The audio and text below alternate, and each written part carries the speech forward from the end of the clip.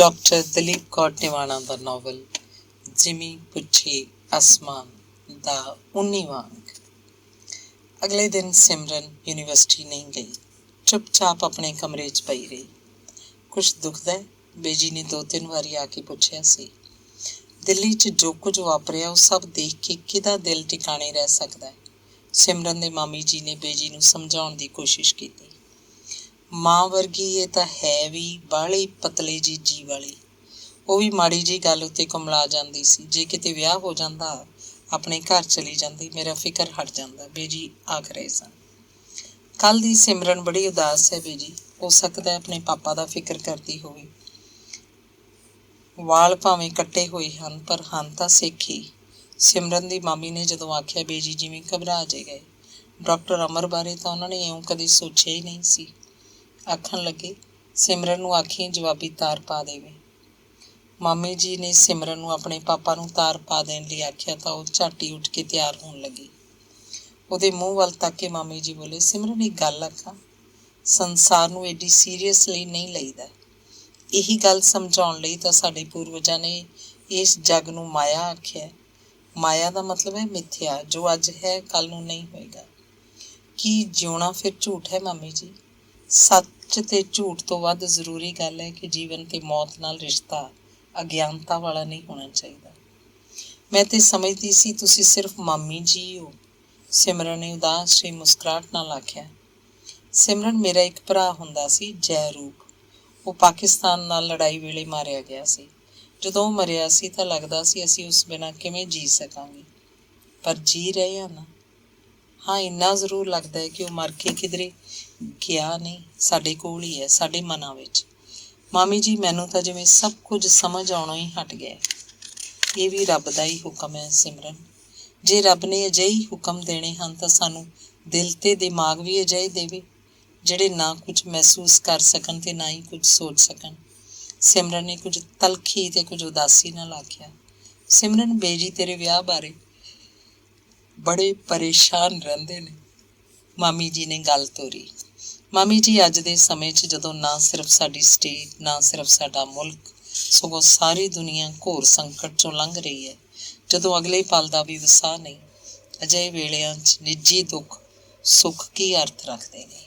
ਹਸਤਾਖਰ ਨਾਵਲ ਤੋਂ ਮੈਨੂੰ ਇਹੀ ਗੱਲ ਸਮਝ ਆਉਂਦੀ ਹੈ ਕਿ ਘਰ-ਬਾਰ ਦੇ ਮੋਹ ਨੂੰ ਤਿਆਗ ਕੇ ਮੇਰਾ ਪਾਪਾ ਅਜਿਹੀਆਂ ਹੀ ਫੋਰਸਿਸ ਦੇ ਵਿਰੁੱਧ ਸ਼ਾਇਦ ਕੁਝ ਸੋਚਣਾ ਚਾਹੁੰਦਾ ਸੀ, ਕੁਝ ਕਰਨਾ ਚਾਹੁੰਦਾ ਸੀ, ਕੁਝ ਸੋਚਣ ਤੇ ਕੁਝ ਕਰਨ ਵਾਲਿਆਂ ਦੇ ਨਾਲ ਰਲਣਾ ਚਾਹੁੰਦਾ ਸੀ। ਮੰਮੀ ਨੇ ਕਿੱਡਾ ਅਨਰਥ ਕੀਤਾ। ਉਸ ਵੇਲੇ ਆਪ ਚਲੀ ਗਈ ਤੇ ਪਾਪਾ ਦੀ ਜ਼ਿੰਦਗੀ ਨਾਲੋਂ ਰਿਸ਼ਤਾ ਹੀ ਮੁਕਾ ਗਈ। ਫਿਰ ਉਹਨੇ ਕੀ ਕਰ ਸਕਣਾ ਸੀ, ਨਾਲੇ ਕਾਹਦੇ ਲਈ ਕੁਝ ਕਰਨਾ ਸੀ? ਗੱਲ ਇਹ ਨਹੀਂ ਸੀ ਸਿਮਰਨ। ਸੀਮਾ ਦੀਦੀ ਸ਼ਾਇਦ ਇਹ ਚਾਹੁੰਦੀ ਸੀ ਕਿ ਜਿਸ ਰਾਹ ਉੱਪਰ ਵੀ ਤੁਰਨਾ ਇਕੱਠੇ ਚੱਲਾਂਗੇ। ਉਹ ਕੋਈ ਆਮ ਔਰਤ ਤਾਂ ਹੈ ਨਹੀਂ ਸੀ ਕਿ ਘਰ ਬੈਠੀ ਪਤੀ ਦੇ ਬਾਹਰੋਂ ਪਰਤਣ ਨੂੰ ਉਡੀਕਦੀ ਰਹਿੰਦੀ। ਮਾਮੀ ਜੀ ਨਾਲ ਤੁਰਨ ਦਾ ਮਤਲਬ ਹੁੰਦਾ ਹੈ ਉਹਦੀ ਜ਼ਿੰਮੇਵਾਰੀ ਨੂੰ ਵੀ ਨਾਲ ਲੈ ਕੇ ਤੁਰਨਾ। ਕੀ ਸਿਧਾਰਥ ਯਸ਼ੋਧਰਾ ਨੂੰ ਨਾਲ ਲੈ ਕੇ ਨਿਰਵਾਣ ਦੀ ਤਲਾਸ਼ 'ਚ ਜਾ ਸਕਦਾ ਸੀ? ਕੀ ਗੁਰੂ ਨਾਨਕ ਆਪਣੇ ਬਾਲ ਬੱਚੇ ਨੂੰ ਨਾਲ ਲੈ ਕੇ ਉਦਾਸੀਆਂ ਤੇ ਨਿਕਲ ਸਕਦੇ ਸੀ? ਉਹ ਵੇਲੇ ਹੋਰ ਸਨ ਸਿਮਰਨ। ਇੱਕ ਦਿਨ ਵਲੈਤ ਵਾਲੇ ਵੀਰ ਜੀ ਹੱਸ ਕੇ ਆਖ ਰਹੇ ਸਨ ਕਿ ਉੱਥੇ ਵਲੈਤ ਵਿੱਚ ਭੈਣ ਵੀ ਸਾਡੀ ਕੁੱਕੂ, ਮਾਂ ਵੀ ਸਾਡੀ ਕੁੱਕੂ, ਬੀਵੀ ਵੀ ਸਾਡੀ ਕੁੱਕੂ ਤੇ ਬੇਟੀ ਵੀ ਕੁੱਕੂ। ਇਹ ਗੱਲ ਹਾਸੇ ਵਾਲੀ ਨਹੀਂ। ਅੱਜ ਦੇ ਸਮੇਂ 'ਚ ਜ਼ਿੰਦਗੀ ਇੰਨੀ ਸਿਮਟ ਗਈ ਹੈ ਕਿ ਰਿਸ਼ਤੇ ਇਕਹਿਰੇ ਹੀ ਰਹਿ ਗਏ ਨੇ। ਇਕਹਿਰਾ ਰਿਸ਼ਤਾ ਜਦੋਂ ਤਿੜਕਦਾ ਹੈ ਤਾਂ ਸਭ ਕੁਝ ਹੀ ਤਿੜਕ ਜਾਂਦਾ ਹੈ। ਫਿਰ ਬੰਦੇ ਨੂੰ ਲੱਗਦਾ ਹੈ ਕਿ ਉਹ ਕਾਹਦੇ ਲਈ ਜਾਂ ਕਿਹਦੇ ਲਈ ਜੀਏ। ਮਾਮੀ ਜੀ, ਕੁਝ ਦਿਨ ਤੇ ਮੈਨੂੰ ਪਾਪਾ ਬਹੁਤ ਯਾਦ ਆ ਰਹੇ ਨੇ। ਕੱਲ ਮੈਨੂੰ ਸੁਪਨਾ ਆਇਆ ਜਿਵੇਂ ਉਹ ਸਾਧ ਬਣ ਗਏ ਸਨ। ਸਿਰ ਉੱਪਰ ਜਟਾਂ ਨੇ, ਪਿੰਡੇ ਨੂੰ ਸੁਆਹ ਮਿਲੀ ਹੋਈ ਹੈ, ਹੱਥ 'ਚ ਚਿੱਪੀ ਤੇ ਕਰਮੰਡਲ ਨੇ ਤੇ ਉਹ ਗੰਗਾ ਦੇ ਕੰਢੇ ਪਹਾੜਾਂ ਵੱਲ ਨੂੰ ਜਾ ਰਹੇ ਨੇ। ਤੁਸੀਂ ਮੁੜ ਕੇ ਕਦੋਂ ਆਓਗੇ? ਮੈਂ ਪੁੱਛਦੀ ਹਾਂ।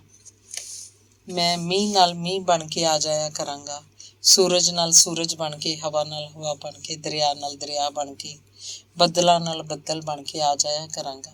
ਉਹਨਾਂ ਨੇ ਆਖਿਆ ਸੀ। ਹੈ ਨਹੀਂ ਕਿੰਨਾ ਊਟਪਟਾਂਗ ਸੁਪਨਾ। ਲੱਗਦਾ ਡਾਕਟਰ ਅਮਰ ਤਾਂ ਪਿਛਲੇ ਜਨਮ ਦਾ ਕੋਈ ਸਾਧੂ ਹੀ ਸੀ, ਜਿਸ ਕਰਕੇ ਇਸ ਜਨਮ ਦੀ ਦੁਨੀਆਦਾਰੀ ਉਹਨੂੰ ਰਾਸ ਨਹੀਂ ਆਈ। ਸਿਮਰਨ ਮਾਮੀ ਜੀ ਵੱਲ ਝਾਕੀ। ਸਿਮਰਨ, ਤੂੰ ਪਾਠ ਕਰਿਆ ਕਰ। ਮਾਮੀ ਜੀ ਨੇ ਪਤਾ ਨਹੀਂ ਕੀ ਸੋਚ ਕੇ ਉਹਨੂੰ ਫਿਰ ਆਖਿਆ। ਸਿਮਰਨ ਨੇ ਕੋਈ ਜਵਾਬ ਨਹੀਂ ਦਿੱਤਾ ਤੇ ਤਿਆਰ ਹੋ ਕੇ ਪੋਸਟ ਆਫਿਸ ਤਾਰ ਦੇਣ ਚਲੀ ਗਈ।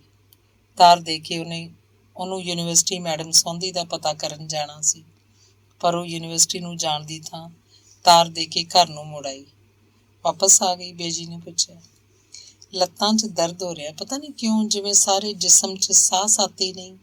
ਕਈ ਦਿਨ ਹੋ ਗਏ ਉਂਝ ਹੀ ਬੇਮਤਲਬ ਹੀ ਜੀ ਜਿਹਾ ਘਬਰਾਉਂਦਾ ਰਹਿੰਦਾ, ਆਖਦੀ ਸਿਮਰਨ ਉੱਪਰ ਆਪਣੇ ਕਮਰੇ 'ਚ ਚਲੀ ਗਈ।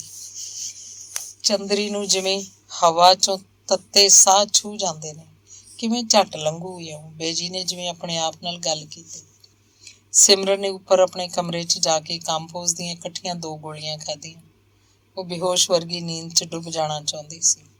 ਬੈੱਡ ਉੱਪਰ ਪੈ ਗਈ ਤੇ ਛੱਤ ਵੱਲ ਝਾਕਣ ਲੱਗੀ। ਫਿਰ ਜਿਵੇਂ ਛੱਤ ਤੋਂ ਪਾਰ ਉਹ ਨੀਲੇ ਆਕਾਸ਼ 'ਚ ਮੰਡਲਾਉਣ ਲੱਗੀ। ਅਜੇ ਜਾਗੋ ਮਿੱਟੀ ਵਿੱਚ ਹੀ ਸੀ ਕਿ ਹੇਠਾਂ ਡਾਕੀਏ ਨੇ ਸਾਈਕਲ ਦੀ ਘੰਟੀ ਖੜਕਾਈ। ਉਹ ਚਿੱਠੀਆਂ ਲੈਟਰ ਬਾਕਸ 'ਚ ਪਾ ਕੇ ਚੱਲਿਆ ਸੀ। ਸਿਮਰਨ ਥਿੜਕਦੇ ਹੱਥਾਂ ਪੈਰਾਂ ਨਾਲ ਉੱਠ ਕੇ ਚਿੱਠੀਆਂ ਦੇਖਣ ਗਈ। ਬਸ ਇੱਕੋ ਚਿੱਠੀ ਸੀ। ਲਿਫਾਫੇ ਉੱਪਰਲੀ ਲਿਖਾਈ ਤੋਂ ਹੀ ਉਹਨੂੰ ਪਤਾ ਲੱਗ ਗਿਆ ਇਹ ਚਿੱਠੀ ਉਹਦੇ ਪਾਪਾ ਦੀ ਸੀ, ਡਾਕਟਰ ਅਮਰ ਦੀ ਸੀ। ਉੱਥੇ ਹੀ ਖੋਲ੍ਹ ਕੇ ਪੜ੍ਹਨ ਲੱਗ ਪਈ। ਲਿਖਿਆ ਸੀ, ਬੇਟੀ ਸਿਮਰਨ, ਮੇਰਾ ਤੈਨੂੰ ਦੇਖਣ ਨੂੰ ਬਹੁਤ ਮਨ ਕਰਦਾ ਹੈ। ਮੇਰੀ ਤਬੀਅਤ ਬਹੁਤੀ ਠੀਕ ਨਹੀਂ ਰਹਿੰਦੀ, ਇਸ ਲਈ ਲੰਬਾ ਸਫ਼ਰ ਨਹੀਂ ਕਰ ਸਕਦਾ। ਮੈਂ ਉਮਾ ਤੇ ਬੱਚੇ ਜਹਾਜ਼ ਰਾਹੀਂ ਚੰਡੀਗੜ੍ਹ ਤੱਕ ਆ ਜਾਵਾਂਗੇ। ਮੈਂ ਚਾਹੁੰਦਾ ਇੱਕ ਵਾਰੀ ਤੂੰ ਆਪਣੀ ਭੈਣ ਤੇ ਭਾਈ ਨੂੰ ਮਿਲ ਲਵੇਂ, ਉਮਾ ਨੂੰ ਵੀ। 3 ਤਾਰੀਖ ਸਵੇਰੇ 10 ਵਜੇ ਅਸੀਂ ਚੰਡੀਗੜ੍ਹ ਪਹੁੰਚਾਂਗੇ। ਉੱਥੋਂ ਬੱਸ ਰਾਹੀਂ ਪਟਿਆਲੇ ਆ ਜਾਵਾਂਗੇ। ਚਿੱਠੀ ਪੜ੍ਹ ਕੇ ਸਿਮਰਨ ਮਾਮੀ ਜੀ ਤੇ ਬੇਜੀ ਨੂੰ ਦੱਸਣ ਲਈ ਗਈ ਕਿ ਕੱਲ੍ਹ 3 ਤਾਰੀਖ ਹੈ, ਕੱਲ੍ਹ ਉਹਦੇ ਪਾਪਾ ਆ ਰਹੇ ਨੇ। ਅੰਗ 20ਵਾਂ। ਸਿਮਰਨ ਨੇ ਪਾਪਾ ਦੀ ਚਿੱਠੀ ਬਾਰੇ ਬੇਜੀ ਨੂੰ ਜਦੋਂ ਦੱਸਿਆ, ਉਹ ਬੋਲੀ ਕੁਝ ਨਹੀਂ, ਬਸ ਅੱਖਾਂ ਜੀਆਂ ਭਰ ਲਈਆਂ। ਦੁਪਹਿਰ ਨੂੰ ਸਾਰੇ ਜਣੇ ਖਾਣਾ ਖਾਣ ਬੈਠੇ ਤਾਂ ਸਿਮਰਨ ਆਪਣੇ ਮਾਮਾ ਜੀ ਵੱਲ ਗੌਰ ਨਾਲ ਝਾਕੀ। ਕੀ ਗੱਲ ਸਿਮਰਨ ਬੇਟੀ? ਮਾਮਾ ਜੀ ਨੇ ਉਹਦੇ ਉਤਾਵਲੇ ਜਿਹੇ ਮੂੰਹ ਵੱਲ ਝਾਕ ਕੇ ਪੁੱਛਿਆ। ਮਾਮਾ ਜੀ, ਕੱਲ੍ਹ ਮੇਰੇ ਪਾਪਾ ਆ ਰਹੇ ਨੇ, ਬੱਚੇ ਵੀ ਨਾਲ ਤੇ ਮਾਂ ਵੀ।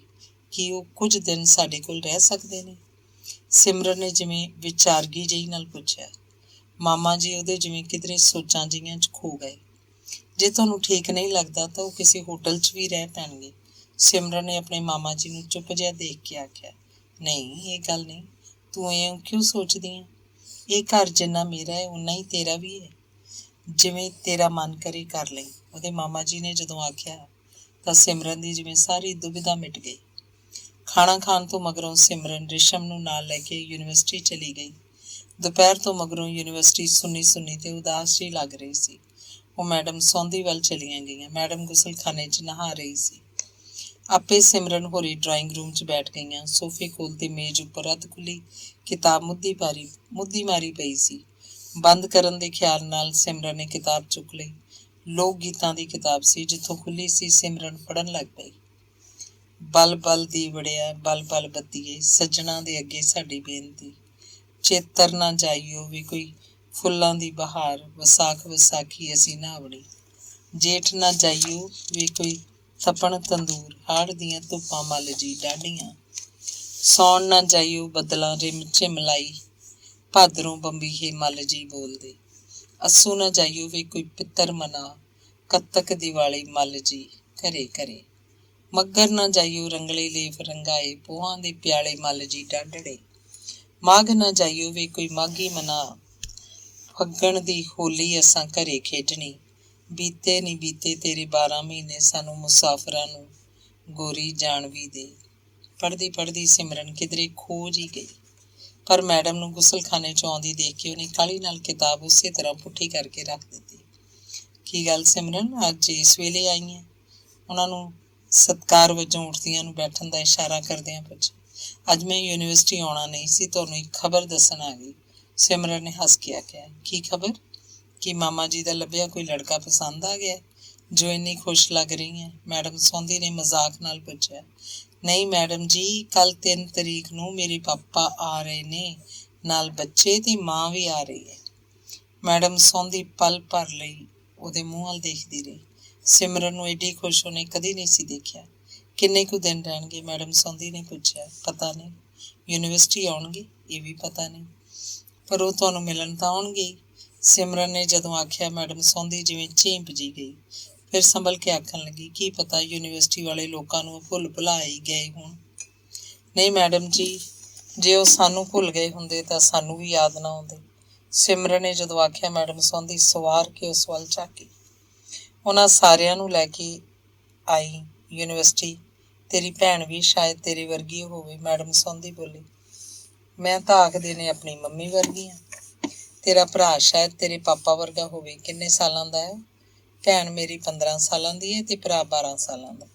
ਮਾਮਾ ਜੀ ਨੂੰ ਤੂੰ ਦੱਸਿਆ ਸੀ? ਮੈਡਮ ਸੌਂਦੀ ਨੇ ਪੁੱਛਿਆ। ਹਾਂ, ਉਹਨਾਂ ਨੇ ਕੋਈ ਇਤਰਾਜ਼ ਨਹੀਂ ਕੀਤਾ। ਚਾਹ ਪੀਏਂਗੀ? ਪੀ ਲਵਾਂਗੀ। ਸਿਮਰਨ ਨੇ ਜਦੋਂ ਆਖਿਆ, ਮੈਡਮ ਚਾਹ ਬਣਾਉਣ ਲਈ ਰਸੋਈ 'ਚ ਜਾਣ ਲਈ ਉੱਠੀ। ਤੁਸੀਂ ਰਹਿਣ ਦਿਓ, ਮੈਂ ਬਣਾਉਣੀ ਆ, ਆਖ ਸਿਮਰਨ ਰਸੋਈ 'ਚ ਚਲੀ ਗਈ। ਧਰਮ ਵੀ ਆਉਣ ਵਾਲਾ ਹੈ, ਜ਼ਰਾ ਗੋਲ ਮਾਰਕੀਟ ਤੱਕ ਗਿਆ, ਚਾਹ ਉਸ ਲਈ ਵੀ ਬਣਾ ਲਈ, ਮੈਡਮ ਸੌਂਦੀ ਨੇ ਸਿਮਰਨ ਦੇ ਕੋਲ ਜਾ ਕੇ ਦੱਸਿਆ। ਧਰਮ ਨੂੰ ਮਿਲ ਕੇ ਪਾਪਾ ਖੁਸ਼ ਹੋਣਗੇ। ਸਿਮਰਨ ਨੇ ਪਤਾ ਨਹੀਂ ਕੀ ਸੋਚ ਕੇ ਆਖਿਆ। ਮੈਨੂੰ ਤਾਂ ਧਰਮ ਭੈਣ ਦਾ ਨਹੀਂ, ਆਪਣਾ ਹੀ ਪੁੱਤਰ ਲੱਗਦਾ ਰਹਿੰਦਾ, ਮੈਡਮ ਸੌਂਦੀ ਬੋਲੀ। ਮੈਡਮ ਜੀ, ਰਿਸ਼ਤੇ ਸਿਰਫ ਜਨਮ ਦੇ ਹੀ ਨਹੀਂ ਹੁੰਦੇ, ਰਿਸ਼ਤੇ ਮਨ ਦੇ ਵੀ ਹੁੰਦੇ ਨੇ, ਤੇ ਮਨ ਦੇ ਰਿਸ਼ਤੇ ਬਹੁਤੀ ਵਾਰੀ ਵਧੇਰੇ ਹੰਢਣਸਾਰ ਵੀ ਹੁੰਦੇ ਨੇ। ਤੂੰ ਸਿਮਰਨ ਖੁਸ਼ ਕਿੰਨੀ ਸੋਹਣੀ ਲੱਗਦੀ ਹੈ, ਮੈਡਮ ਨੇ ਉਹਦੇ ਮੂੰਹ ਵੱਲ ਤੱਕ ਕੇ ਆਖਿਆ। ਅੱਜ ਤਾਂ ਮੈਡਮ ਜੀ ਜਿਵੇਂ ਦੁਨੀਆ ਹੀ ਹੋਰ ਤਰ੍ਹਾਂ ਦੀ ਲੱਗ ਰਹੀ ਹੈ, ਜਿਵੇਂ ਮੇਰੇ ਖੰਭ ਉੱਗ ਆਏ ਹੋਣ ਤੇ ਮੈਂ ਅਸਮਾਨ ਉੱਪਰ ਚੰਦਾਂ ਤਾਰਿਆਂ 'ਚ ਉੱਡੀ ਫਿਰ ਰਹੀ ਹੋਵਾਂ। ਉਂਝ ਕਿੰਨੇ ਖੁਸ਼ਕਿਸਮਤ ਹੁੰਦੇ ਹੋਣਗੇ ਉਹ ਬੱਚੇ ਜਿਨ੍ਹਾਂ ਦੇ ਮੰਮੀ ਪਾਪਾ ਉਹਨਾਂ ਦੇ ਕੋਲ ਹੁੰਦੇ ਨੇ। ਸਿਮਰਨ ਨੇ ਜਦੋਂ ਆਖਿਆ, ਮੈਡਮ ਸੌਂਦੀ ਹੈਰਾਨ ਜੀ ਹੋ ਗਈ ਕਿ ਕਿੱਡਾ ਵੈਰਾਗ ਹੈ ਇਸ ਕੁੜੀ ਦੇ ਢਿੱਡ ਵਿੱਚ ਆਪਣੇ ਮਾਪਿਆਂ ਲਈ, ਪਰ ਉੱਪਰੋਂ ਕਦੇ ਜ਼ਾਹਰ ਹੀ ਨਹੀਂ ਹੋਣ ਦਿੱਤਾ। ਹੁਣ ਆਪਣੇ ਪਾਪਾ ਨੂੰ ਇੱਥੇ ਹੀ ਰੱਖ ਲਈ। ਚਾਹ ਦਾ ਕੱਪ ਫੜ ਕੇ ਡਰਾਇੰਗ ਰੂਮ ਵੱਲ ਆਉਂਦਿਆਂ ਮੈਡਮ ਸੌਂਦੀ ਨੇ ਜ਼ਰਾ ਕੁ ਹੱਸ ਕੇ ਆਖਿਆ, ਉਹਨੂੰ ਨੂੰ ਤਾਂ ਮੇਰੀ ਮੰਮੀ ਨਹੀਂ ਸੀ ਰੱਖ ਸਕੀ। ਪੰਛੀਆਂ ਦੀ ਬਿਰਤੀ ਵਾਲੇ ਲੋਕਾਂ ਨੂੰ ਕੋਈ ਰੋਕ ਨਹੀਂ ਸਕਦਾ। ਮੈਡਮ ਟਿਵਾਣਾ ਦਾ ਇੱਕ ਪਾਤਰ ਇੱਕ ਥਾਂ ਆਖਦਾ ਹੈ ਕਿ ਪੰਛੀਆਂ ਦੀ ਜਿੰਦ ਮੇਰੀ, ਪੌਣਾਂ ਦੀ ਜਿੰਦ ਮੇਰੀ, ਬੱਦਲਾਂ ਦੀ ਜਿੰਦ ਮੇਰੀ। ਬਹੁਤ ਪਹਿਲਾਂ ਜਦੋਂ ਮੈਂ ਇਹ ਲਾਈਨਾਂ ਪੜ੍ਹੀਆਂ ਸੀ ਤਾਂ ਮਤਲਬ ਸਮਝ ਨਹੀਂ ਸੀ ਲੱਗਿਆ, ਪਰ ਹੁਣ ਸਮਝ ਆਉਂਦੀ ਹੈ, ਸਿਮਰਨ ਬੋਲੀ। ਬਲਦੇਵ ਬਾਰੇ ਕੋਈ ਖਬਰ ਮਿਲੀ? ਇੱਕ ਸਿਮਰਨ ਨੇ ਪੁੱਛਿਆ। ਨਹੀਂ, ਜਿੰਨਾ ਚਿਰ ਉਹ ਕੋਲ ਸੀ ਕਦੇ ਬਹੁਤਾ ਗੋਲਿਆ ਹੀ ਨਹੀਂ ਸੀ। ਜਿਸ ਦਿਨ ਦਾ ਗਿਆ ਚੰਦਰਾ ਕਈ ਵਾਰੀ ਯਾਦ ਆ ਜਾਂਦਾ ਹੈ। ਉਹ ਜਿੱਥੇ ਕਿਤੇ ਵੀ ਹੈ ਵਾਪਸ ਕਿਉਂ ਨਹੀਂ ਆ ਜਾਂਦਾ? ਇੱਕ ਵਾਰੀ ਇਸ ਰਾਹ ਉੱਪਰ ਤੁਰ ਕੇ ਕੋਈ ਵਾਪਸ ਨਹੀਂ ਆ ਸਕਦਾ। ਸ਼ੁਰੂ 'ਚ ਉਸ ਕੋਲੋਂ ਕੋਈ ਵਾਰਦਾਤ ਕਰਵਾ ਦਿੱਤੀ ਜਾਂਦੀ ਹੈ, ਜਾਂ ਅਗਲੇ ਤੋਂ ਆਪ ਤੋਂ ਕੋਈ ਵਾਰਦਾਤ ਹੋ ਜਾਂਦੀ ਹੈ ਤਾਂ ਅਗਲਾ ਪੁਲਿਸ ਤੋਂ ਡਰਦਾ ਭਗੌੜਾ ਹੋ ਜਾਂਦਾ। ਭਗੌੜਾ ਹੋ ਜਾਣ ਮਗਰੋਂ ਫਿਰ ਕੋਈ ਰਾਹ ਨਹੀਂ ਰਹਿ ਜਾਂਦਾ ਵਾਪਸ ਘਰ ਮੁੜਨ ਦਾ। ਫਿਰ ਤਾਂ ਅਗਲੇ ਦੀ ਲਾਸ਼ ਹੀ ਘਰ ਆਉਂਦੀ ਹੈ। ਮੈਡਮ ਸੌਂਦੀ ਨੇ ਜਦੋਂ ਦੱਸਿਆ, ਸਿਮਰਨ ਦੀ ਅੱਖਾਂ ਦੇ ਕੋਇਆਂ 'ਚ ਪਾਣੀ ਸਿਮ ਆਇਆ, ਪਰ ਉਹ ਵਿੱਚੇ ਵਿੱਚ ਪੀ ਗਈ।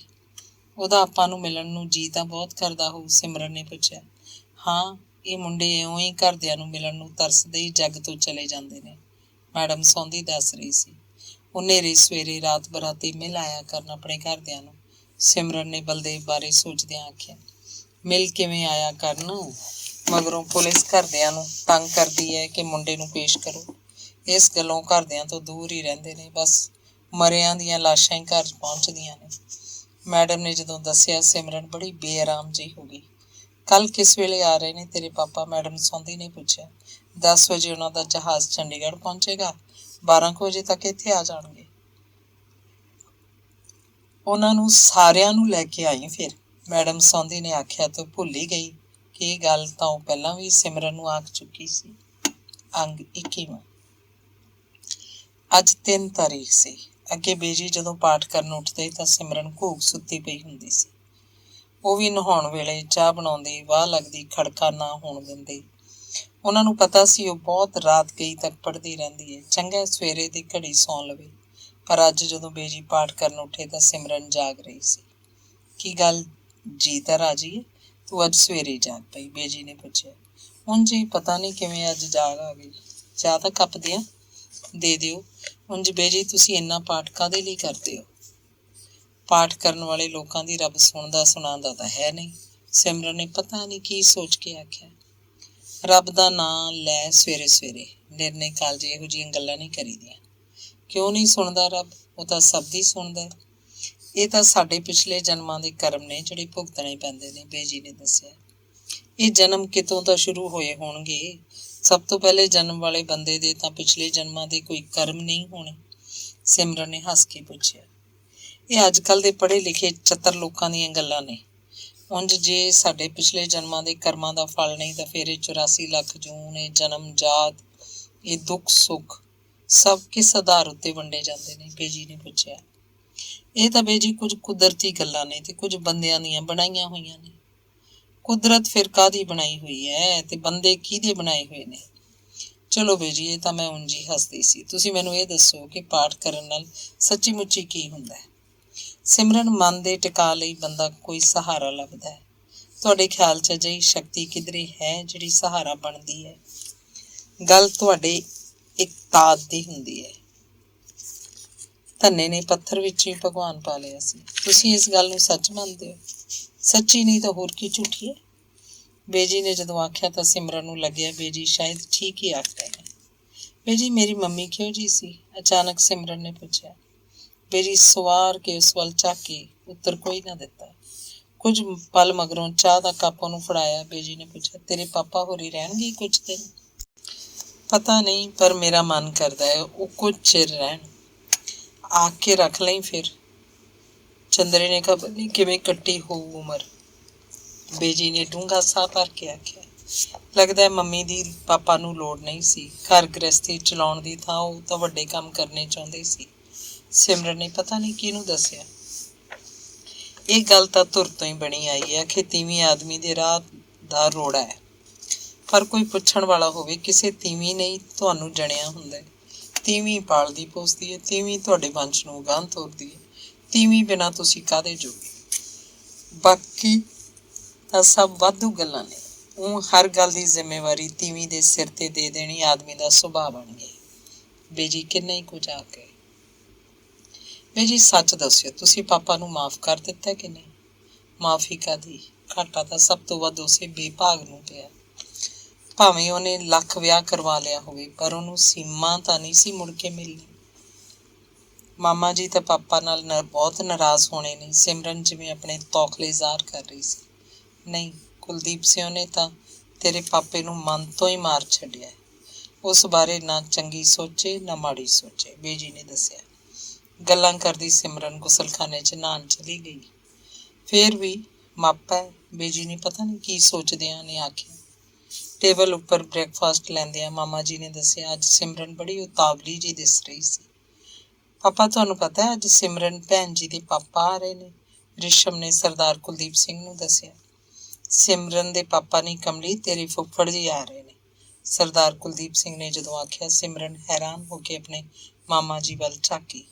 ਉਹਨੂੰ ਪਤਾ ਸੀ ਉਹਦੇ ਮਾਮਾ ਜੀ ਸਿਰਫ ਉਹਦੇ ਕਰਕੇ ਉਹਦੇ ਪਾਪਾ ਨਾਲ ਟੁੱਟੇ ਰਿਸ਼ਤੇ ਜੋੜ ਰਹੇ ਸਨ। ਅੱਜ ਤੁਸੀਂ ਕਿਧਰੇ ਜਾਣਾ ਤਾਂ ਨਹੀਂ? ਸਿਮਰਨ ਨੇ ਆਪਣੇ ਮਾਮਾ ਜੀ ਨੂੰ ਪੁੱਛਿਆ। ਨਹੀਂ, ਤੂੰ ਲੈ ਜਾਈਂ ਕਾਰ, ਜਾ ਕੇ ਬੱਸ ਸਟੈਂਡ ਤੋਂ ਲੈ ਆਈ। 12 ਵਜੇ ਪਹੁੰਚ ਜਾਣਗੇ। ਜਾਂ ਤਾਂ ਡਰਾਈਵਰ ਵੀ ਸਕਦਾ ਸੀ, ਪਰ ਉਹਨੇ ਪਹਿਚਾਣ ਨਹੀਂ ਸਕਣਾ। ਮੈਂ ਪਹਿਲੇ ਯੂਨੀਵਰਸਿਟੀ ਚਲੀ ਜਾਵਾਂਗੀ ਤੇ ਆਉਂਦੀ ਹੋਈ ਬੱਸ ਸਟੈਂਡ ਤੋਂ ਉਹਨਾਂ ਨੂੰ ਲੈ ਆਵਾਂਗੀ, ਸਿਮਰਨ ਨੇ ਜਿਵੇਂ ਖੁਸ਼ ਹੋ ਕੇ ਦੱਸਿਆ। ਯੂਨੀਵਰਸਿਟੀ ਅੱਜ ਰਹਿਣ ਦੇ, ਬੇਜੀ ਬੋਲੀ। ਪਰ ਉਹ ਨਹੀਂ ਸੀ ਜਾਣਦੇ ਯੂਨੀਵਰਸਿਟੀ ਜਾ ਕੇ ਉਹ ਜਿਵੇਂ ਛੇਤੀ ਛੇਤੀ ਵਕਤ ਲੰਘਾਉਣਾ ਚਾਹੁੰਦੀ ਸੀ। ਉਹ ਤਾਂ ਇਹ ਵੀ ਚਾਹੁੰਦੀ ਸੀ ਜਿਵੇਂ ਉਹ ਹਰ ਇੱਕ ਨੂੰ ਦੱਸੇ ਅੱਜ ਉਹਦਾ ਪਾਪਾ ਆ ਰਹੇ ਨੇ। ਅੰਗ 22ਵਾਂ। ਬੇਜੀ ਦੇ ਆਖਣ ਅਨੁਸਾਰ ਸਿਮਰਨ ਅੱਜ ਯੂਨੀਵਰਸਿਟੀ ਨਹੀਂ ਗਈ। ਚਿੱਟਾ ਜਿਹਾ ਦਿਨ ਚੜ੍ਹਨ ਦੀ ਥਾਂ ਅਸਮਾਨ ਉੱਪਰ ਕਿਧਰੋਂ ਕਾਲੀ ਘਟਾ ਉਮੜ ਆਈ ਸੀ। ਕਾਲੇ ਕਾਲੇ ਬੱਦਲ ਪਤਾ ਨਹੀਂ ਕਿੱਧਰ ਨੂੰ ਲੰਘੇ ਜਾ ਰਹੇ ਸਨ। ਬੱਦਲਾਂ ਦੇ ਕੋਲ ਕੋਲ ਇੱਲਾਂ ਘੁੰਮਦੀਆਂ ਫਿਰ ਰਹੀਆਂ ਸਨ। ਆਸ ਕਰਕੇ ਸ਼ਾਂਤ ਅਡੋਲ ਖੜਾ ਬਰੋਟੇ ਦਾ ਦਰਖਤ ਹਵਾ 'ਚ ਡੋਲਣ ਲੱਗ ਪਿਆ ਸੀ।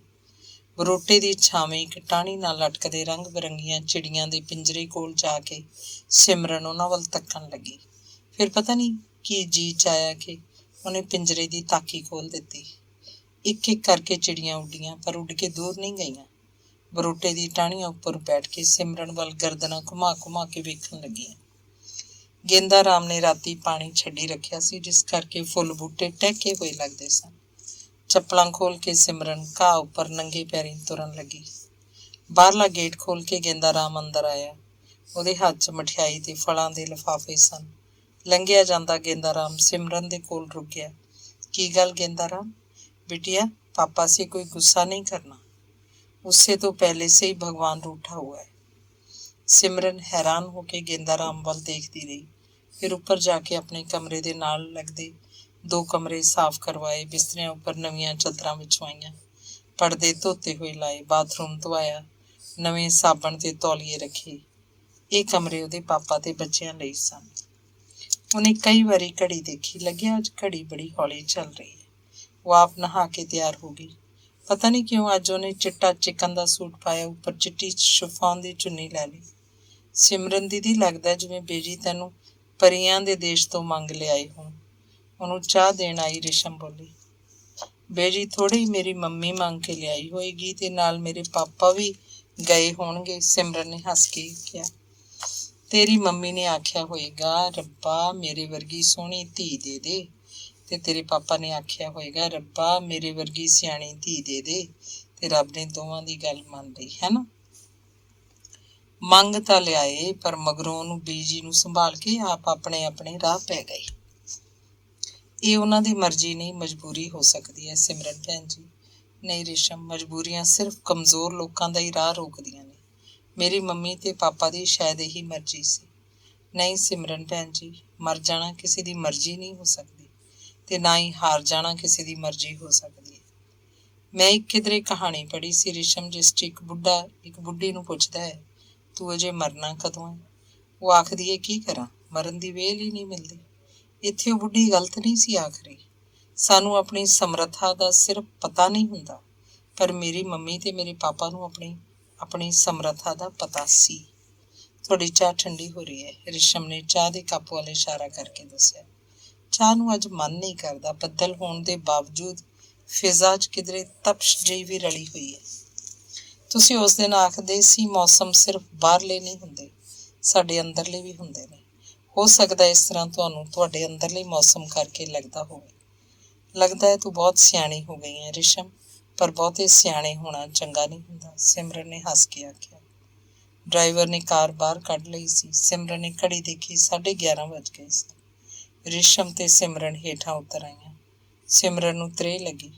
ਉਹਨੇ ਫਰਿੱਜ ਖੋਲ੍ਹ ਕੇ ਪਾਣੀ ਪੀਣ ਲਈ ਬੋਤਲ ਕੱਢੀ ਸੀ ਕਿ ਬਾਹਰਲਾ ਗੇਟ ਖੜਕਿਆ। ਸਿਮਰਨ ਬੋਤਲ ਉੱਥੇ ਹੀ ਰੱਖ ਕਾਹਲੀ ਨਾਲ ਬਾਹਰ ਵੱਲ ਨੂੰ ਗਈ, ਪਰ ਗੇਟ ਉੱਪਰ ਤਾਂ ਇੱਕ ਪੁਲਿਸ ਦੀ ਜੀਪ ਖੜੀ ਸੀ ਤੇ ਇੱਕ ਹੌਲਦਾਰ ਮਾਮਾ ਜੀ ਨੂੰ ਪੁੱਛ ਰਿਹਾ ਸੀ। ਉਹਨੇ ਮਾਮਾ ਜੀ ਨੂੰ ਬੁਲਾ ਲਿਆ। ਇੰਨੇ ਨੂੰ ਬਾਕੀ ਬੰਦੇ ਵੀ ਜੀਪ 'ਚ ਉਤਰ ਆਏ। ਕਰਨਲ ਕੁਲਦੀਪ ਸਿੰਘ ਜਨਾਬ ਆਪ ਹੋ?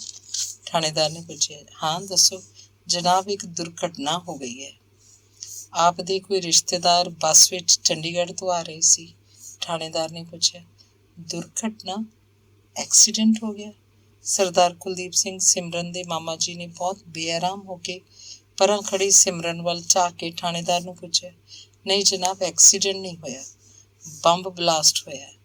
18 ਬੰਦੇ ਮਾਰੇ ਗਏ ਹਨ, ਇਸ ਤੋਂ ਵੱਧ ਜ਼ਖਮੀ ਹੋ ਗਏ ਹਨ। ਕੁਝ ਦੀ ਹਾਲਤ ਬਹੁਤ ਗੰਭੀਰ ਹੈ। ਡਾਕਟਰ ਅਮਰ ਆਪ ਦੇ ਰਿਸ਼ਤੇਦਾਰ ਵੀ ਮਾਰੇ ਗਏ ਹਨ। ਡਾਕਟਰ ਅਮਰ ਮਾਰੇ ਗਏ? ਜਦੋਂ ਸਰਦਾਰ ਕੁਲਦੀਪ ਸਿੰਘ ਨੇ ਸੁਣਿਆ, ਉਹਦੇ ਪੈਰਾਂ ਹੇਠੋਂ ਜਿਵੇਂ ਜ਼ਮੀਨ ਹਿੱਲ ਗਈ। ਉਹ ਸਿਮਰਨ ਵੱਲ ਝਾਕਿਆ।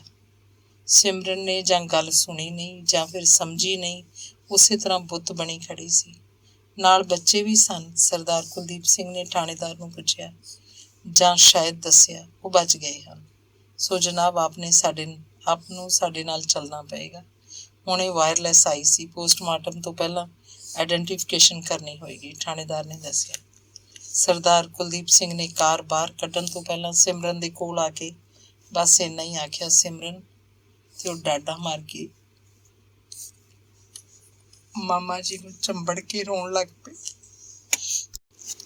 ਬੇਜੀ ਦਾ ਸਿਮਰਨ ਦੀਆਂ ਡਾਢਾਂ ਸੁਣ ਕੇ ਕਾਲਜਾ ਹੀ ਹਿੱਲ ਗਿਆ।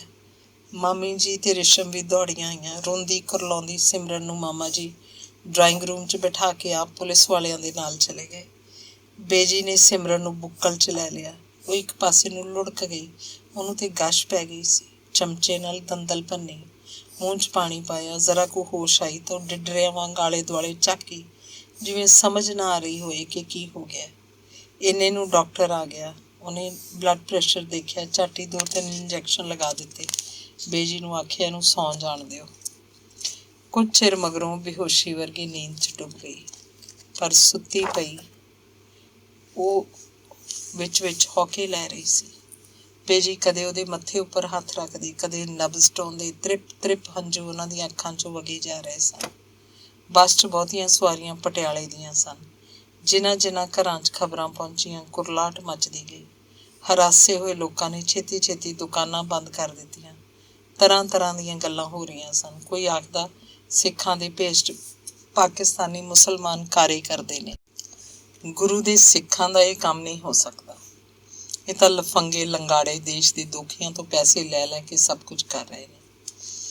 ਨਾਨਕ ਜਿਊਲਰਸ ਵਾਲੇ ਸਰਦਾਰ ਨੇ ਦਲੀਲ ਦਿੱਤੀ, ਪਰ ਦਲੀਲ ਸ਼ਾਇਦ ਉਹਨੂੰ ਕਾਫੀ ਨਾ ਲੱਗੀ। ਦੱਸਣ ਲੱਗਿਆ, ਸਾਡੇ ਗੁਆਂਢ ਪੁਲਿਸ ਦਾ ਇੱਕ ਹੌਲਦਾਰ ਰਹਿੰਦਾ ਸੀ, ਕਮਲਾ ਹੋ ਗਿਆ। ਇਹੀ ਆਖੀ ਜਾਏ ਅਸੀਂ ਮੁੰਡੇ ਮਾਰਤੇ, ਇੰਜੀਨੀਅਰ ਮੁੰਡੇ ਮਾਰਤੇ। ਕਮਲੇ ਨੂੰ ਹੀ ਪੁਲਿਸ ਫੜ ਕੇ ਲੈ ਗਈ। ਇਹ ਤਾਂ ਡਰਾ ਧਮਕਾ ਕੇ ਹਿੰਦੂਆਂ ਨੂੰ ਇੱਥੋਂ ਕੱਢਣਾ ਚਾਹੁੰਦੇ ਨੇ, ਟੰਡਨ ਸਾਹਿਬ ਆਖ ਰਹੇ ਸਨ। ਰੱਬ ਨੂੰ ਤਾਂ ਲੋਕ ਭੁੱਲ ਹੀ ਗਏ, ਕੋਈ ਹੋਰ ਆਖ ਰਿਹਾ ਸੀ। ਮੈਨੂੰ ਤਾਂ ਸਿੱਧੀ ਜਿਹੀ ਗੱਲ ਪਤਾ ਹੈ ਕਿ ਭਾਵੇਂ ਕੋਈ ਹਿੰਦੂ ਮਰੇ ਜਾਂ ਸਿੱਖ, ਮਾਰਨ ਵਾਲੇ ਅੱਤਵਾਦੀ ਹੋਣ ਜਾਂ ਸਰਕਾਰ, ਮਰਦਾ ਤਾਂ ਕੋਈ ਪੰਜਾਬੀ ਹੀ ਹੈ। ਨੁਕਸਾਨ ਤਾਂ ਪੰਜਾਬ ਦਾ ਹੋਇਆ ਨਾ, ਪ੍ਰਿੰਸੀਪਲ ਬੁੱਧ ਸਿੰਘ ਜੀ ਨੇ ਆਖਿਆ। ਸ਼ਾਮ ਤੱਕ ਲਾਸ਼ਾਂ ਪੋਸਟਮਾਰਟਮ ਲਈ ਰਜਿੰਦਰਾ ਹਸਪਤਾਲ ਪਹੁੰਚ ਗਈਆਂ, ਜਿਵੇਂ ਸਾਰਾ ਸ਼ਹਿਰ ਹੀ ਮੁੜ ਕੇ ਉੱਥੇ ਆ ਗਿਆ ਸੀ। ਜਿਨ੍ਹਾਂ ਦੇ ਮਰੇ ਸਨ ਉਹਨਾਂ ਨੇ ਤਾਂ ਰੋਣਾ ਹੀ ਸੀ, ਜਿਨ੍ਹਾਂ ਦੇ ਵਾਂਢੇ ਗਏ ਅਜੇ ਮੁੜੇ ਨਹੀਂ ਸਨ ਉਹ ਵੀ ਪਹੁੰਚ ਗਏ। ਉਮਾ ਤੇ ਬੱਚਿਆਂ ਨੂੰ ਕੋਠੀ ਲਾ ਕੇ ਸਰਦਾਰ ਕੁਲਦੀਪ ਸਿੰਘ ਸਿਮਰਨ ਦੇ ਮਾਮਾ ਜੀ ਰਜਿੰਦਰਾ ਹਸਪਤਾਲ ਨੂੰ ਚਲੇ ਗਏ। ਰਾਹ 'ਚ ਡਾਕਟਰ ਅਮਰ ਦੇ ਘਰ ਤਾਰ ਵੀ ਪਾ ਗਏ। ਡਿਡਰੇ, ਹਿਰਾਸੇ, ਬੌਂਦਲੇ, ਉਮਾ ਦੇ ਬੱਚੇ ਕੋਠੀ ਪਹੁੰਚੇ। ਉਮਾ ਬੇਜੀ ਦੇ ਗਲ ਲੱਗ ਕੇ ਪੁੱਬਾ ਮਾਰ ਕੇ ਰੋ ਪਈ। ਬੱਚੇ ਕਿਰਨ ਤੇ ਵਿਕਰਮ ਤਾਂ ਜਿਵੇਂ ਇਹ ਸਭ ਕੁਝ ਦੇਖ ਕੇ ਪੱਥਰ ਹੀ ਹੋ ਗਏ ਸੀ। ਹੁਣ ਤੱਕ ਸਿਮਰਨ ਦੇ ਟੀਕਿਆਂ ਦਾ ਅਸਰ ਵੀ ਘਟ ਗਿਆ ਸੀ। ਉਹ ਖਿੰਡ ਦੇ ਹੱਡਾਂ ਪ੍ਰਾਣਾਂ ਨਾਲ ਉੱਠੀ, ਜਾ ਕੇ ਭੈਣ ਤੇ ਭਰਾ ਦੇ ਗਲ ਬਾਹਾਂ ਪਾ ਕੇ ਆਪਣੇ ਨਾਲ ਘੁੱਟ ਲਏ ਤੇ ਹੁਬਕੀ ਰੋ ਪਈ। ਅਗਲੇ ਦਿਨ ਇਕੱਲੇ 18 ਸਿਵੇ ਮੜੀਆਂ 'ਚ ਜਲੇ। ਉੱਥੇ ਲੀਡਰਾਂ ਨੇ ਭਾਸ਼ਣਬਾਜ਼ੀ ਕੀਤੀ। ਡੀਸੀ ਨੇ ਸਰਕਾਰ ਵੱਲੋਂ ਮਰਨ ਵਾਲਿਆਂ ਦੇ ਪਰਿਵਾਰਾਂ ਲਈ 30,000 ਰੁਪਏ ਦੀ ਗ੍ਰਾਂਟ ਅਨਾਊਂਸ ਕੀਤੀ। ਬਹੁਤ ਬੁੱਢੀ, ਬਹੁਤ ਮੁਰਝਾਈ, ਅੱਖਾਂ ਤੋਂ ਬਹੁਤ ਘੱਟ ਦਿਸਦੇ ਵਾਲੀ ਡਾਕਟਰ ਅਮਰ ਦੀ ਮਾਂ ਰੋਂਦੀ ਆਈ। ਮੇਰੀਆਂ ਲੱਕੜਾਂ ਨਾ ਲਈ ਵੇ ਪੁੱਤਾ, ਤੇਰੀਆਂ ਧੀਆਂ ਨੂੰ ਰੋਂਦੀਆਂ ਨੂੰ ਕੌਣ ਵਰਾਊ ਵੇ। ਭੁੱਲ ਗਏ ਜੀ ਚੇਤੇ ਵਾਲਿਆ, ਇੱਕ ਵਾਰੀ ਮਾਂ ਕਹਿ ਕੇ ਆਵਾਜ਼ ਮਾਰੀ ਵੇ ਮੇਰਾ ਚੰਦ ਸੂਰਜਾ। ਤੇ ਰੋ ਧੋ ਕੇ ਜਵਾਕਾਂ ਦਾ ਸਿਰ ਪਲੋਸ ਕੇ ਕੀਰਨੇ ਪਾਉਂਦੀ ਸੰਸਕਾਰ ਤੋਂ ਮਗਰੋਂ ਮੁੜ ਗਈ। ਇਸੇ ਤੋਂ ਹਮ ਨਾ ਹੀ ਆਤੇ, ਬਹੁਤ ਉਦਾਸ ਹੋ ਕੇ ਉਮਾ ਨੇ ਆਖਿਆ। ਆਉਂਦੇ ਕਿਵੇਂ ਨਾ, ਆਪਣੀ ਮਿੱਟੀ ਤਾਂ ਉਸਨੇ ਇਸੇ ਸ਼ਹਿਰ ਆ ਕੇ ਦੇਣੀ ਸੀ। ਇਹਨਾਂ ਹੀ ਮੜੀਆਂ 'ਚ ਇੱਕ ਦਿਨ ਸੀਮਾ ਨੂੰ ਲਾਂਬੂ ਲਾ ਕੇ ਆਏ ਸੀ। ਇਹਨਾਂ ਹੀ ਮੜੀਆਂ 'ਚ ਇਸ ਚੰਦਰੇ ਨੂੰ ਛੱਡ ਚੱਲਿਆ। ਬੇਜੀ ਨੇ ਅੱਖਾਂ ਪੂੰਝਦਿਆਂ ਆਖਿਆ। ਇਉਂ ਹੀ ਰੋਂਦਿਆਂ ਕੁਰਲਾਉਂਦਿਆਂ ਨੂੰ 10 ਦਿਨ ਲੰਘ ਗਏ। ਐਤਵਾਰ ਨੂੰ ਭੋਗ ਵੀ ਪੈ ਗਿਆ। ਉਹ ਤੁਹਾਡੇ ਕੋਲ ਨਹੀਂ ਸੀ ਬੈਠਾ? ਬੇਜੀ ਨੇ ਉਮਾ ਤੋਂ ਇੱਕ ਦਿਨ ਪੁੱਛਿਆ। बैठे तो हमारे साथ ही थे, बस चलने के समय एक औरत हमारे पास आकर खड़ी हो गई। साथ में बच्चा भी था। सीट कोई है नहीं थी। इन्होंने अपनी सीट उसको दे दी और आप आगे की ताकी के पास जाकर खड़े हो गए। किसी आगे की सीट के नीचे ही बंब था, उमा ने दसिया। इन्हां दिनां 'ਚ मैडम सौंधी कई वारी आई। किन्ना चिर बैठी रहिंदी, पर ਉਹਦੇ ਮੂੰਹ ਜਿਵੇਂ ਕੋਈ ਗੱਲ ਹੀ ਨਹੀਂ ਸੀ ਨਿਕਲਦੀ। ਨਾ ਉਹਨੇ ਰਸਮੀ ਅਫਸੋਸ ਕੀਤਾ, ਨਾ ਇਸ ਗੱਲ ਨੂੰ ਰੱਬ ਦੀ ਰਜ਼ਾ ਆਖਿਆ, ਨਾ ਭਾਣਾ ਮੰਨਣ ਦੀ ਸਲਾਹ ਦਿੱਤੀ। ਉਸ ਕੋਲ ਤਾਂ ਜਿਵੇਂ ਸਾਰੇ ਸ਼ਬਦ ਹੀ ਮੁੱਕ ਗਏ ਸਨ। ਅੰਗ 23ਵਾਂ। ਭੋਗ ਤੋਂ 2 ਕੁ ਮਹੀਨੇ ਮਗਰੋਂ ਮੌਸਮ ਬਦਲਣਾ ਸ਼ੁਰੂ ਹੋ ਗਿਆ ਸੀ। ਸਿਮਰਨ ਨੂੰ ਹੈਰਾਨੀ ਲੱਗਦੀ ਸੀ ਕਿ ਉਸੇ ਤਰ੍ਹਾਂ ਦਿਨ ਚੜ੍ਹਦਾ, ਉਸੇ ਤਰ੍ਹਾਂ ਦਿਨ ਛਿਪ ਜਾਂਦਾ, ਉਸੇ ਤਰ੍ਹਾਂ ਲੋਕ ਆਪਣੇ ਆਪਣੇ ਕੰਮਾਂ ਕਾਜਾਂ 'ਚ ਲੱਗੇ ਹੋਏ ਨੇ, ਜਿਵੇਂ ਕੁਝ ਹੋਇਆ ਹੀ ਨਹੀਂ, ਜਿਵੇਂ ਕੁਝ ਵਾਪਰਿਆ ਹੀ ਨਹੀਂ।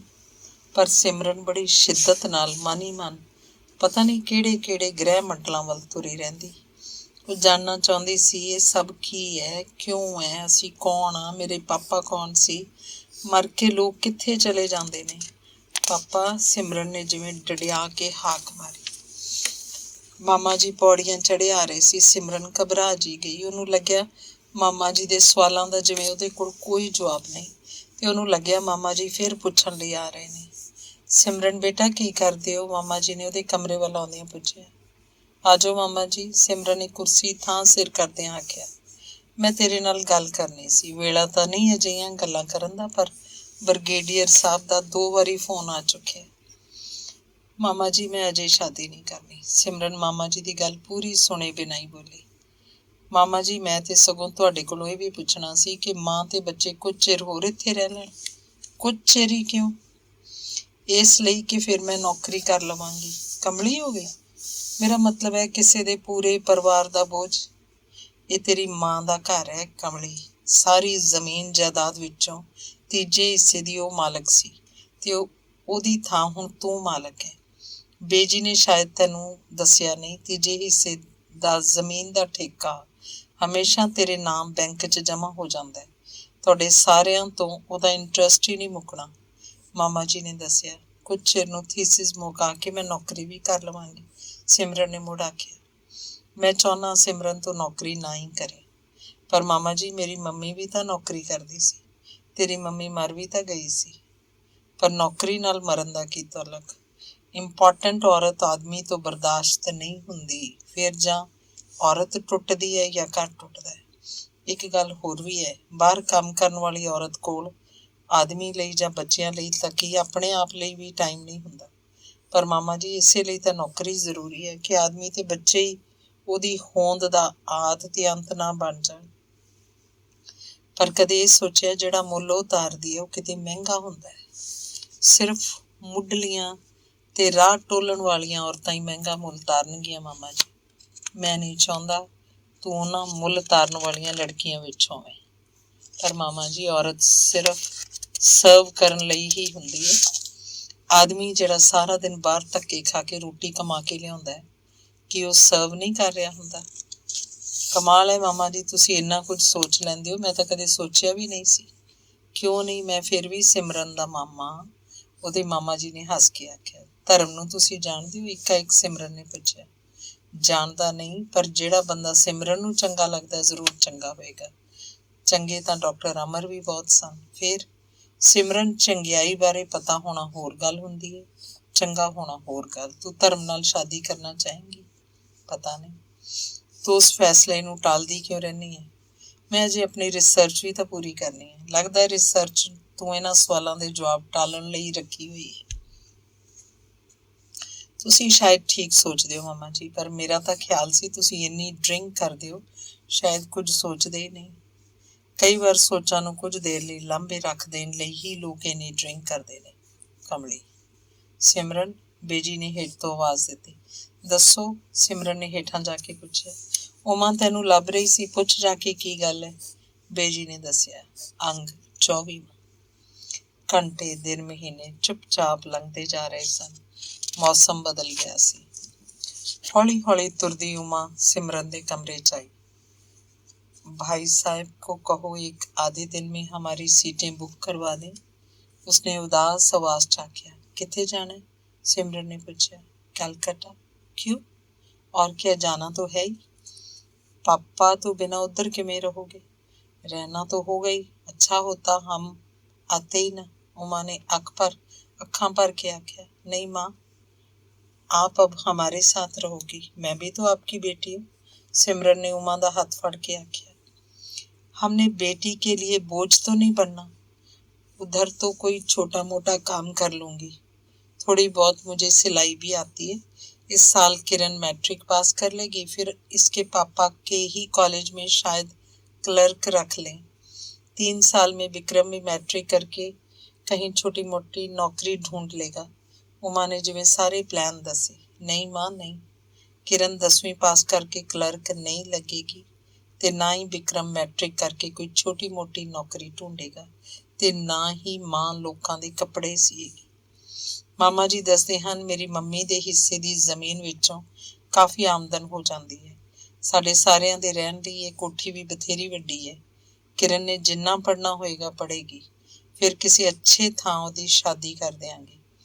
ਵਿਕਰਮ ਨੂੰ ਵੀ ਬਹੁਤ ਸਾਰਾ ਪੜਾਵਾਂਗੇ ਤੇ ਫਿਰ ਵੱਡੇ ਹੋਏ ਨੂੰ ਉਹਨੂੰ ਕੁੱਕੂ ਮਾਸੀ ਜੀ ਕੋਲ ਵਲੈਤ ਪੜਨ ਭੇਜ ਦਿਆਂਗੇ ਤੇ ਮਾਂ ਸਾਡੀ ਸਾਰਿਆਂ ਦੀ ਦੇਖਭਾਲ ਕਰਿਆ ਕਰੇਗੀ।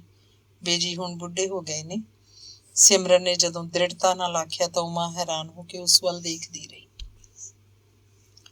ਕੁਝ ਦਿਨਾਂ ਤੱਕ ਤੁਸੀਂ ਗੇਂਦਾ ਰਾਮ ਦੇ ਨਾਲ ਕਲਕੱਤੇ ਜਾਣਾ, ਕੁਝ ਪੈਸੇ ਲੈ ਜਾਣਾ, ਉਧਰ ਸਾਰੇ ਹਿਸਾਬ ਕਿਤਾਬ ਕਰਕੇ ਬੱਚਿਆਂ ਦੇ ਸਕੂਲਾਂ ਤੋਂ ਸਰਟੀਫਿਕੇਟ ਲੈ ਕੇ ਆ ਜਾਣਾ। सिमरन ने जिवें फैसला ही कर दिता। बेजी से पूछ लिया? उमा ने चिंता ਜਿਹੀ ਨਾਲ ਪੁੱਛਿਆ। हाँ, वो आखदे सी हुण इन्हां नूं जाण नहीं देना। मेरा भी फिक्र हटिया, तू अपने परिवार नाल रहेंगी। और मामा जी, मेरा मतलब है भैया, मामा जी साडे करके ही रुके हुए हैं। ਉਹਨਾਂ ਨੇ ਦਿੱਲੀ ਚਲੇ ਜਾਣਾ। ਉੱਥੇ ਉਹਨਾਂ ਦੀ ਕੋਠੀ ਹੈ, ਰੇਸ਼ਮ ਉੱਥੇ ਹੀ ਪੜ੍ਹਦੀ ਹੈ। ਉੱਥੇ ਮਾਮਾ ਜੀ ਦਾ ਆਰਮੀ ਵਾਲਿਆਂ ਦਾ ਇੱਕ ਆਪਣਾ ਸਰਕਲ ਹੈ। ਮੇਰਾ ਮਤਲਬ ਹੈ ਹਮਾਰੇ ਬਾਰੇ ਮੇਂ ਕਿਆ कहते थे? ਉਹ ਆਖਦੇ ਸੀ ਮੇਰੀ ਮੰਮੀ ਦੇ ਹਿੱਸੇ ਦੀ ਜ਼ਮੀਨ ਹੈ ਤੇ ਬੈਂਕ 'ਚ ਪੈਸੇ ਵੀ ਹਨ, ਸਾਨੂੰ ਕੋਈ ਔਖ ਨਹੀਂ ਹੋਏਗੀ। ਉਮਾ ਸੋਚਾਂ ਜਿਹੀਆਂ 'ਚ ਖੋ ਗਈ। ਆਪ ਕਿਆ ਸੋਚ ਰਹੀ हैं? सिमरन ने उमा ਨੂੰ ਹਿੰਦੀ 'ਚ ਪੁੱਛਿਆ। तुम्हारे पापा ठीक कहते थे तुम लोगों के बारे में, शायद इसीलिए तुम्हारे पापा उसे भूल नहीं पाए थे। उमा ने किसी डूंगी उदासी विच दसिया। इन्ने वरियां चों सानू मिलन तां कदे आए ना, सिमरन तो आख्या गया। सारा टाइम तू सिमरन जैसे उनके पास ही थी, उनके मन में, उनके दिल में। दूर कहाँ थी जो मिलने जाती? उमा ने जिहड़ी गल आखी सी सिमरन नूं समझ आउंदी सी, इसलिए अगों कुछ ना बोली।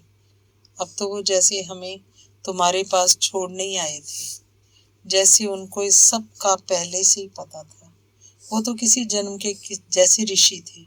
घर संसार उनके काम का ना था। यहाँ होते हुए भी यहाँ कहाँ थे? उमा जिवें अपने आप नाल गल्लां कर रही सी। सिमरन, विक्रम नूं भेजी, दुध पी ले, मामी जी ने आवाज दी। कितना ख्याल रखती है भाभी, बहुत अच्छे है इधर पंजाब के लोग, उमा ने आख्या।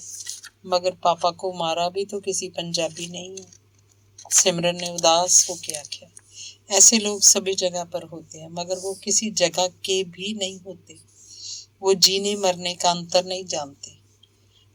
आपके भाई को भी सुना है सरकार ने फांसी लगा दी थी? सिमरन ने उमा नूं पूछा। हाँ, कुणाल मित्र दादा के एक पुलिस ऑफिसर को गोली मार दी थी। क्या वो पुलिस ऑफिसर बंगाली ना था तो बंगाली, मगर उसके सामने रोटी का सवाल था और कुछ लोग तो जीते रोटी के लिए हैं। मगर माँ, एक पुलिस ऑफिसर मारने से तो नक्सलवादियों पर तशद्दुद समाप्त नहीं हो जाते। ये तो दादा भी जानते थे, मगर ये तो सिंबॉलिक जेस्चर था। वैसे गवर्नमेंट से टक्कर लेना तो पहाड़ से सिर फोड़ने के बराबर है। नक्सलवादियों की कुर्बानियां तो सब ऐसे ही फजूल में चली गई। सरकार ने बंदे मार मार कर मूवमेंट को फेल कर दिया। सिमरन बोली। नहीं, कोई सेक्रीफाइस ऐसे नहीं जाती। देखने में बेशक मूवमेंट खत्म हो गई, मगर लोगों के मन में तो कुछ खत्म नहीं होता। जिस घर परिवार से कोई एक इस रास्ते पर गया और वापस नहीं आया, क्या वो भूल जाएंगे? वक्त आने पर फिर अंकुर फूट पड़ेगा, कहानी फिर से वहां से शुरू हो जाएगी। जब तक धरती दो किस्म के लोगों से बटी हुई है, तब तक ऐसा सब होता ही रहेगा। इधर पंजाब में तो धर्म को भी साथ में ही घसीट लिया है, सिमरन बोली। असल में धर्म भी दो तरह का होता है, एक अमीरों का धर्म और एक गरीबों का धर्म। सिख धर्म तो है ही गरीबों का धर्म, इसीलिए जब भी मौका आएगा ये गरीबों की हिमायत में उठ खड़ा होगा। आपको कैसे पता? गुरु ग्रंथ का मैंने बंगाली तर्जमा पढ़ा है। मेरे को तो ये दुनिया का सबसे बड़ा रेवोल्यूशनरी धर्म लगा। सिमरन हैरान होके उन्हां वल झाकी। उपरों एडी सरल ते सधारण दिसण वाली औरत जिंदगी दीयां गुंझलां बारे किन्नी स्पष्ट सी। अंग 25। मौसम बदल रहा है, ठंड घट गई सी। दरख्तां दे नਵੇਂ पत्ते निकलने शुरू हो गए सन। उमा कलकत्ते जा आई सी। किरण ते विक्रम स्कूल पढ़न लग पए सन। उसे स्कूल च उमा नूं बंगाली पढ़ाउण दी नौकरी मिल गई सी। नौकरी रहने दो, बेजी ने जदों आख्या तो उमा बोली, घर में तो कोई काम है नहीं, सारा दिन खाली बैठी क्या करूंगी? घंटे, दिन ते महीने जिवें अपने ਤੋਰੇ ਤੁਰੇ ਜਾ ਰਹੇ ਸਨ। ਸਿਮਰਨ ਨੂੰ ਲੱਗਿਆ ਜਿਵੇਂ ਝੀਲ ਦੇ ਪਾਣੀਆਂ 'ਚ ਕਿਸੇ ਨੇ ਪੱਥਰ ਵਗਾ ਮਾਰਿਆ ਸੀ। ਪਾਣੀ ਹਿੱਲੇ, ਕੰਬੇ, ਅੱਗੜ ਪਿੱਛੜ ਲਹਿਰਾਂ ਕਿਨਾਰਿਆਂ ਵੱਲ ਨੂੰ ਘੁੰਮੀਆਂ ਤੇ ਫਿਰ ਘੁੰਮਦੀਆਂ ਘੁੰਮਦੀਆਂ ਖੜੋ ਗਈਆਂ। ਪਾਣੀ ਮੁੜ ਉਸੇ ਤਰ੍ਹਾਂ ਸ਼ਾਂਤ ਹੋ ਗਏ। ਕੁਝ ਇਸੇ ਤਰ੍ਹਾਂ ਉਹਨਾਂ ਦੇ ਪਾਪਾ ਦੀ ਮੌਤ ਹੋਈ ਸੀ। ਜ਼ਿੰਦਗੀ ਜਿਵੇਂ ਪਲ ਦੇ ਪਲ ਲਈ ਰੁਕੀ ਤੇ ਹੁਣ ਫਿਰ ਉਸੇ ਤੋਰੇ ਤੁਰ ਪਈ ਸੀ। ਬਸ ਕਦੇ ਕਦੇ ਮਨ ਹੀ ਮਨ ਆਪਣੇ ਪਾਪਾ ਨਾਲ ਗੱਲਾਂ ਕਰਨ ਲੱਗ ਜਾਂਦੀ। ਪਾਪਾ ਤੁਸੀਂ ਤੇ ਲਿਖਿਆ ਸੀ ਸਿਮਰਨ ਮੇਰਾ ਤੈਨੂੰ ਦੇਖਣ ਨੂੰ ਬੜਾ ਮਨ ਕਰਦਾ ਹੈ। ਪਾਪਾ ਆਖਦੇ ਨੇ ਮੌਤ ਨਾ ਸਿਰਫ ਜਿਸਮ ਦੀ ਹੁੰਦੀ ਹੈ। ਕੀ ਰੂਹ ਬਣੇ ਤੁਸੀਂ ਇੱਥੇ ਕਿਤੇ ਸਾਡੇ ਕੋਲ ਹੀ ਹੋ? ਕੀ ਰੂਹਾਂ ਦੇ ਦੇਸ਼ 'ਚ ਤੁਹਾਨੂੰ ਮੇਰੀ ਮੰਮੀ ਮਿਲੀ ਸੀ? ਉਹਨੇ ਮੇਰੇ ਬਾਰੇ ਤਾਂ ਜ਼ਰੂਰ ਪੁੱਛਿਆ ਹੋਏਗਾ। ਪਾਪਾ ਇਹ ਲੋਕ ਬੜੇ ਚੰਗੇ ਨੇ, ਮਾਮਾ ਜੀ, ਬੇਜੀ, ਮਾਮੀ ਜੀ, ਪਰ ਇਹ ਮੈਨੂੰ ਸਿਰਫ ਮੰਮੀ ਦੀ ਬੇਟੀ ਸਮਝਦੇ ਨੇ। ਪਾਪਾ ਤੁਹਾਡੀ ਮਾਂ ਨੇ ਤੁਹਾਡੀ ਮੌਤ ਕਿਵੇਂ ਜਰੀ ਹੋ? ਪਾਪਾ ਅਸੀਂ ਨਿੱਜੀ ਦੁੱਖਾਂ ਸੁੱਖਾਂ 'ਚ ਕਿੰਨੇ ਗੁਆਚ ਜਾਂਦੇ ਹਾਂ। ਤੁਸੀਂ ਮੈਡਮ ਸੌਂਦੀ ਵੱਲ ਕਦੇ ਧਿਆਨ ਹੀ ਨਾ ਦਿੱਤਾ। ਤੁਹਾਡੇ ਵੱਲ ਤੱਕਦੀ ਉਹ ਆਪਣਾ ਰਾਹ ਹੀ ਗੁਆ ਬੈਠੀ। ਹੁਣ ਤੇ ਬਹੁਤ ਦੇਰ ਹੋ ਗਈ ਹੈ। ਉਹ ਅਜੇ ਵੀ ਉੱਥੇ ਹੀ ਖੜੋਤੀ ਹੈ ਜਿੱਥੇ ਖੜੀ ਨੂੰ ਤੁਸੀਂ ਉਹਨੂੰ ਛੱਡ ਕੇ ਗਏ ਸੀ। ਪਾਪਾ ਤੁਸੀਂ ਆਖੋਗੇ ਮੈਂ ਸੈਂਟੀਮੈਂਟਲ ਹੋ ਰਹੀ ਹਾਂ। ਪਾਪਾ ਕਦੇ ਕਦੇ ਮੈਨੂੰ ਬਲਦੇਵ ਬੜਾ ਯਾਦ ਆਉਂਦਾ ਹੈ। ਇੱਕ ਦਿਨ ਅਜਿਹੀਆਂ ਸੋਚਾਂ 'ਚ ਖੋਈ ਸਿਮਰਨ ਸ਼ੀਸ਼ੇ ਮੂਹਰੇ ਬੈਠੀ ਆਪਣੇ ਵਾਲ ਵਾਹ ਰਹੀ ਸੀ ਜਦੋਂ ਬਾਹਰਲਾ ਗੇਟ ਖੜਕਿਆ। ਉਹਨੇ ਦੇਖਿਆ ਗੇਂਦਾ ਰਾਮ ਨੇ ਜਦੋਂ ਗੇਟ ਖੋਲ੍ਹਿਆ ਧਰਮ ਤੇ ਮੈਡਮ ਸੌਂਦੀ ਅੰਦਰ ਲੰਘ ਆਏ। ਉਹਨੇ ਕਾਹਲੀ ਕਾਹਲੀ ਗੁੱਤ ਕੀਤੀ ਹੇਠਾਂ ਡਰਾਇੰਗ ਰੂਮ 'ਚ ਉਹਨਾਂ ਦੇ ਕੋਲ ਆ ਗਈ। ਅੱਜ ਮੈਨੂੰ ਲੱਗਦਾ ਸੀ ਤੁਸੀਂ ਆਓਗੇ, ਸਿਮਰਨ ਨੇ ਜਿਵੇਂ ਖੁਸ਼ ਹੋ ਕੇ ਆਖਿਆ। ਕਿਵੇਂ ਲੱਗਦਾ ਸੀ? ਸਾਡਾ ਤਾਂ ਕੋਈ ਪੱਕਾ ਪ੍ਰੋਗਰਾਮ ਨਹੀਂ ਸੀ, ਮੈਡਮ ਸੌਂਦੀ ਨੇ ਪੁੱਛਿਆ। ਅੱਜ ਮੈਂ ਪਾਪਾ ਨਾਲ ਤੁਹਾਡੀਆਂ ਗੱਲਾਂ ਕਰਦੀ ਰਹੀ, ਸਿਮਰਨ ਨੇ ਦੱਸਿਆ। ਪਾਪਾ ਨਾਲ? ਹਾਂ, ਕਿਉਂ? ਮੈਂ ਵੀ ਤੁਹਾਡੇ ਨਾਲ ਇੱਕ ਜ਼ਰੂਰੀ ਗੱਲ ਕਰਨ ਆਈ ਹਾਂ, ਮੈਡਮ ਨੇ ਅੰਦਰ ਆ ਕੇ ਸੋਫੇ ਉੱਪਰ ਬੈਠਦਿਆਂ ਆਖਿਆ। ਪਹਿਲੇ ਗੇਂਦਾ ਰਾਮ ਨੂੰ ਚਾਹ ਲਈ ਆਖਾਵਾਂ, ਆਖਦੀ ਸਿਮਰਨ ਅੰਦਰ ਚਲੀ ਗਈ। ਜਦੋਂ ਵਾਪਸ ਆਈ ਉਹਦੇ ਨਾਲ ਮਾਂ ਵੀ ਸੀ। ਧਰਮ ਨੇ ਉੱਠ ਕੇ ਹੱਥ ਜੋੜ ਕੇ ਨਮਸਕਾਰ ਆਖੀ ਤੇ ਮੈਡਮ ਸੌਂਦੀ ਨੇ ਹਾਲ ਚਾਲ ਪੁੱਛਿਆ। ਹਾਂ, ਤੁਸੀਂ ਆਖਦੇ ਸੀ ਜ਼ਰੂਰੀ ਗੱਲ ਕਰਨੀ ਹੈ। ਕੁਝ ਚਿਰ ਮਗਰੋਂ ਚਾਹ ਪੀਂਦਿਆਂ ਸਿਮਰਨ ਨੇ ਮੈਡਮ ਸੌਂਦੀ ਨੂੰ ਪੁੱਛਿਆ। ਇਹ ਸੋਚਦੇ ਨੇ 5-4 ਸਾਲਾਂ ਨੂੰ ਰਿਟਾਇਰ ਹੋ ਕੇ ਮੈਂ ਕਿੱਥੇ ਜਾਵਾਂਗੀ। ਮੈਂ ਆਖਿਆ ਤੁਸੀਂ ਮੇਰੇ ਨਾਲ ਰਹਿਣਾ, ਜਿੱਥੇ ਮੈਂ ਹੋਵਾਂਗਾ ਉੱਥੇ ਤੁਸੀਂ ਰਹਿਓ। ਮੈਡਮ ਸੌਂਦੀ ਦੀ ਥਾਂ ਧਰਮ ਨੇ ਜਵਾਬ ਦਿੱਤਾ। ਕੱਲ ਨੂੰ ਇਹਦੀ ਵਹੁਟੀ ਨੇ ਜੇ ਤੈਨੂੰ ਪਸੰਦ ਨਾ ਕੀਤਾ ਫਿਰ? ਮੈਡਮ ਬੋਲੀ। ਫਿਰ ਜਾਂ ਤਾਂ ਆਪਾਂ ਵਹੁਟੀ ਲਿਆਉਂਦੇ ਹੀ ਨਹੀਂ ਜਾਂ ਫਿਰ ਉਹ ਲਿਆਵਾਂਗੇ ਜਿਹੜੀ ਤੁਹਾਨੂੰ ਪਸੰਦ ਕਰਦੀ ਹੋਵੇ, ਧਰਮ ਨੇ ਜ਼ਰਾ ਕੁ ਹੱਸ ਕੇ ਆਖਿਆ। ਮੈਂ ਸਿਮਰਨ ਚਾਹੁੰਦੀ ਹਾਂ ਆਪਣੇ ਸਾਰੇ ਪੈਸੇ ਕਢਵਾ ਕੇ ਇੱਥੇ ਹੀ ਤੁਹਾਡੇ ਨੇੜੇ ਤੇੜੇ ਨਿੱਕਾ ਜਿਹਾ ਘਰ ਬਣਵਾ ਲਵਾਂ, ਮੈਡਮ ਸੌਂਦੀ ਨੇ ਦੱਸਿਆ। ਮੈਂ ਤਾਂ ਪਹਿਲਾਂ ਹੀ ਤੁਹਾਨੂੰ ਆਖਿਆ ਸੀ ਕਿ ਪਲਾਟ ਲੈ ਲਓ। ਉਦੋਂ ਅਰਬਨ ਐਸਟੇਟ 'ਚ ਸਾਰੇ ਲੋਕ ਪਲਾਟ ਲੈ ਰਹੇ ਸੀ। ਉਦੋਂ ਲੱਗਦਾ ਸੀ ਪਹਿਲਾਂ ਬੰਦਾ ਪਲਾਟ ਲਵੇ, ਫਿਰ ਘਰ ਬਣਾਏ, ਫਿਰ ਘਰ ਬਣਾਉਣ ਵੇਲੇ ਚੜੇ ਕਰਜ਼ੇ ਲਾਏ। ਜਦੋਂ ਆਰਾਮ ਨਾਲ ਰਹਿਣ ਦਾ ਵੇਲਾ ਆਉਂਦਾ ਹੈ ਤਾਂ ਅਗਲੇ ਦਾ ਮਰਨ ਦਾ ਵੇਲਾ ਵੀ ਆ ਜਾਂਦਾ ਹੈ, ਮੈਡਮ ਨੇ ਦੱਸਿਆ। ਤੇ ਹੁਣ ਫਿਰ ਘਰ ਬਣਾਉਣ ਦਾ ਖਿਆਲ ਕਿਵੇਂ ਆ ਗਿਆ? ਸਿਮਰਨ ਨੇ ਪੁੱਛਿਆ। ਉਦੋਂ ਲੱਗਦਾ ਸੀ ਮੈਂ ਕਿਹਦੇ ਲਈ ਬਣਾਉਣਾ ਹੈ ਘਰ, ਤੇ ਹੁਣ ਮੈਂ ਚਾਹੁੰਦੀ ਹਾਂ ਡਾਕਟਰ ਅਮਰ ਦਾ ਬੇਟਾ ਤੁਸੀਂ ਮੈਨੂੰ ਦੇ ਦਿਓ, ਮੈਡਮ ਸੌਂਦੀ ਨੇ ਉਹਨਾਂ ਵੱਲ ਝਾਕ ਕੇ ਅੱਖਾਂ ਭਰ ਕੇ ਆਖਿਆ। ਮੈਡਮ ਦੀ ਏਡੀ ਉਦਾਸੀ ਸਿਮਰਨ ਤੋਂ ਜਿਵੇਂ ਝੱਲੀ ਨਹੀਂ ਗਈ। ਉਹਦੇ ਜ਼ਬਤ ਦੀ ਕੰਨੀ ਪਤਾ ਨਹੀਂ ਅੱਜ ਕਿਵੇਂ ਸਰਕ ਗਈ ਸੀ। ਮੈਡਮ ਜੀ ਤੁਸੀਂ ਘਰ ਬਣਾਓ, ਕੱਲਾ ਬਿਕਰਮ ਹੀ ਕਿਉਂ, ਅਸੀਂ ਸਾਰੇ ਹੀ ਤੁਹਾਡੇ ਕੋਲ ਆ ਜਾਵਾਂਗੇ, ਸਿਮਰਨ ਨੇ ਜ਼ਰਾ ਕੁ ਹੱਸ ਕੇ ਆਖਿਆ। ਮੈਡਮ ਨੂੰ ਲੱਗਿਆ ਸਿਮਰਨ ਉਂਝ ਹੀ ਨਹੀਂ ਆਖ ਰਹੀ। ਮੈਨੂੰ ਵੀ ਰੱਖ ਲਓਗੇ ਨਾਲ ਕਿ ਨਹੀਂ? ਧਰਮ ਨੇ ਉਸੇ ਤਰ੍ਹਾਂ ਜ਼ਰਾ ਕੁ ਹੱਸ ਕੇ ਸਿਮਰਨ ਨੂੰ ਪੁੱਛਿਆ। ਮੈਡਮ ਨੂੰ ਪੁੱਛੋ। ਮੈਡਮ ਨੇ ਤਾਂ ਪਾਵਰ ਆਫ ਅਟਾਰਨੀ ਸਿਮਰਨ ਨੂੰ ਦੇ ਦਿੱਤੀ ਹੋਈ ਹੈ। ਮੈਡਮ ਦਾ ਜਵਾਬ ਸੀ। ਤੁਸੀਂ ਅਰਜੀ ਦੇ ਦੇਣਾ, ਵਿਚਾਰ ਲਵਾਂਗੀ, ਸਿਮਰਨ ਨੇ ਜਿਵੇਂ ਸ਼ਰਾਰਤ ਨਾਲ ਆਖਿਆ। ਇਹਨੇ ਨੂੰ ਕਾਹਲੀ ਕਾਹਲੀ ਬਿਕਰਮ ਅੰਦਰ ਆਇਆ ਤੇ ਆਖਣ ਲੱਗਿਆ, ਦੀਦੀ ਬਾਹਰ ਪੁਲਿਸ ਆਈ ਹੈ। ਸਾਰਿਆਂ ਨੇ ਚੌਂਕ ਕੇ ਉੱਧਰ ਦੇਖਿਆ। ਬਾਹਰ ਪੁਲਿਸ ਦੀਆਂ 2 ਜੀਪਾਂ ਖੜੀਆਂ ਸਨ। ਗੇਂਦਾ ਰਾਮ ਨੇ ਆ ਕੇ ਦੱਸਿਆ ਕਿ SSP ਸਾਹਿਬ ਆਏ ਹਨ। ਮਾਮਾ ਜੀ ਨੂੰ ਬੁਲਾ ਲਿਆ, ਸਿਮਰਨ ਨੇ ਗੇਂਦਾ ਰਾਮ ਨੂੰ ਆਖਿਆ। ਉਸੇ ਵੇਲੇ ਉਮਾ ਉੱਠ ਕੇ ਅੰਦਰ ਚਲੀ ਗਈ। ਸ਼ਾਇਦ ਪੁਲਿਸ ਵਾਲਿਆਂ ਨੂੰ ਦੇਖ ਕੇ ਹੀ ਉਹਦਾ ਜੀ ਘਬਰਾਉਣ ਲੱਗ ਗਿਆ ਸੀ। ਆਪ ਸਿਮਰਨ ਹੈ, ਡਾਕਟਰ ਅਮਰ ਕੀ ਬੇਟੀ? SSP ਰੰਧਾਵੇ ਨੇ ਪੁੱਛਿਆ। ਜੀ ਹਾਂ, ਸਿਮਰਨ ਹੈ ਡਾਕਟਰ ਅਮਰ ਦੀ बेटी ਤੇ ਮੇਰੀ भांजी। सिमरन ਦੀ ਥਾਂ ਉਹਦੇ मामा जी ने जवाब दिता। ये आपके पापा का हैंड बैग है, उस दिन हादसे वाली बस में रह गया था। इसमें आपके लिए एक डायरी है, डॉक्टर अमर साहब की लिखी हुई।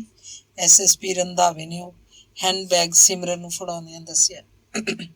बैठो, have a cup of tea. Simran ਦੇ मामा जी ने सोफे वाल हाथ करके SSP रंधावे ਨੂੰ आख्या। आना तो हमें पहले चाहिए था, मगर मैं ये डायरी गलती से पढ़ने लगा हम तो बहुत फजूल सी जिंदगी जीते है, SSP रंधावे ने आख्या। वर्तमान समय च पुलिस का रोल ही बदल गया है। बहुता करके पुलिस हुण सरकार नूं सर्व करन लई ही रह गई है। सिमरन दे मामा जी ने पता नहीं क्यों ਐਸਐਸਪੀ ਰੰਧਾਵੇ ਦੇ ਮੂੰਹ ਤੇ ਹੀ ਆਖ ਦਿੱਤਾ। ਤੁਸੀਂ ਠੀਕ ਆਖਦੇ ਹੋ, ਨਾ ਨਾ ਕੋਈ ਕੁਝ ਸੋਚਦਾ, ਨਾ ਕਿਸੇ ਨੂੰ ਸੋਚਣ ਦਿੱਤਾ ਜਾਂਦਾ, ਨਾ ਕੋਈ ਕੁਝ ਸੋਚਣ ਦੀ ਜ਼ਰੂਰਤ ਮਹਿਸੂਸ ਕਰਦਾ ਹੈ। ਅਸੀਂ ਸਭ ਚੈਸ ਦੇ ਮੋਹਰੇ ਬਣ ਕੇ ਰਹਿ ਗਏ ਹਾਂ। ਐਸਐਸਪੀ ਰੰਧਾਵੇ ਨੇ ਵੀ ਇਸ ਵਾਰੀ ਪੰਜਾਬੀ ਵਿੱਚ ਹੀ ਜਵਾਬ ਦਿੱਤਾ। ਬਲਦੇਵ ਬਾਰੇ ਕਿਧਰੋਂ ਕੋਈ ਪਤਾ ਲੱਗ ਸਕਦਾ? ਮੈਡਮ ਸੌਂਦੀ ਨੇ ਜਿਵੇਂ ਤਰਲੇ ਵਾਂਗ ਪੁੱਛਿਆ। ਕੌਣ ਬਲਦੇਵ? ਐਸਐਸਪੀ ਰੰਧਾਵੇ ਨੇ ਮੈਡਮ ਵੱਲ ਝਾਕ ਕੇ ਪੁੱਛਿਆ। ਮੇਰਾ ਕਲਾਸ ਫੈਲੋ ਸੀ। ਉਹ ਮਹਾਤਮਾ ਗਾਂਧੀ ਦੇ ਮਾਈ ਐਕਸਪੈਰੀਮੈਂਟਸ ਵਿਦ ਟਰੁੱਥ ਉੱਪਰ ਰਿਸਰਚ ਕਰਦਾ ਸੀ। ਅੱਜ ਕੱਲ੍ਹ ਲਾਪਤਾ ਹੈ। ਮੈਡਮ ਦੀ ਥਾਂ ਸਿਮਰਨ ਨੇ ਦੱਸਿਆ। ਕੁਛ ਆਖਿਆ ਨਹੀਂ ਜਾ ਸਕਦਾ। ਪਿੱਛੇ ਜੇ ਕੁਝ ਅੱਤਵਾਦੀ ਐਨਕਾਊਂਟਰ 'ਚ ਮਰੇ ਵੀ ਹਨ, ਜਿਨ੍ਹਾਂ ਦੀ ਅਜੇ ਸ਼ਨਾਖਤ ਨਹੀਂ ਹੋਈ, ਐਸਐਸਪੀ ਰੰਧਾਵੇ ਨੇ ਦੱਸਿਆ। ਐਨਕਾਊਂਟਰ ਕਿ ਫੇਕ ਐਨਕਾਊਂਟਰ?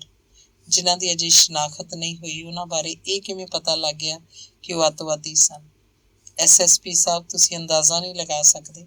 ਜਦੋਂ ਮਾਪਿਆਂ ਕੋਲ ਜਵਾਨ ਪੁੱਤਰ ਦੀ ਲਾਸ਼ ਪਹੁੰਚਦੀ ਹੈ, ਮੈਡਮ ਸੌਂਦੀ ਤਪ ਕੇ ਬੋਲੀ, ਅੰਦਾਜ਼ਾ ਕਿਉਂ ਨਹੀਂ ਲਗਾ ਸਕਦਾ?